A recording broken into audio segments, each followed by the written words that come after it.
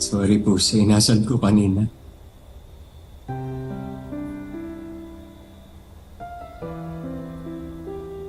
Pakiramdam ko meron kang pinagdarandam. Hindi mo lang nalalaman na ang number one fan mo nasa harap mo.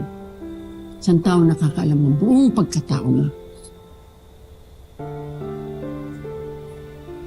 Anak, pabayaan mo naman ako samahan kita sa laban mo. Ha, dito ka sa Maka. Dito ka sa Maka. Bumangon ulit. At dito ka nag-umpisa.